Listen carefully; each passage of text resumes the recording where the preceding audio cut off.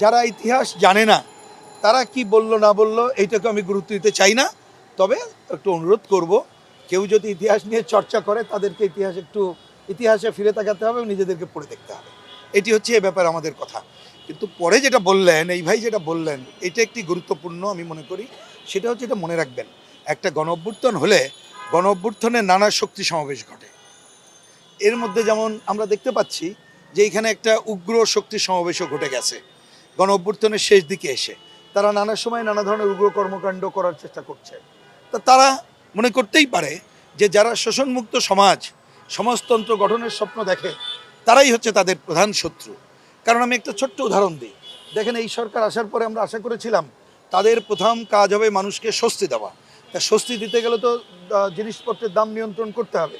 সেটা নিয়ন্ত্রণ করতে গেলে বাজার সিন্ডিকেট ভাঙতে হবে, এবং সেইটা করার জন্য দরকার হচ্ছে পুরো ব্যবস্থা পরিবর্তন। আপনি 7 মাসে দেখেন সরকার সেটি করলো না বলেই বাজার কিন্তু নিয়ন্ত্রণে আনতে পারলো না। সুতরাং আমাদের যে শত্রুরা তারা বোঝে, অনেকে ক্ষমতার পরিবর্তন চান, ব্যবস্থার পরিবর্তন চায় না।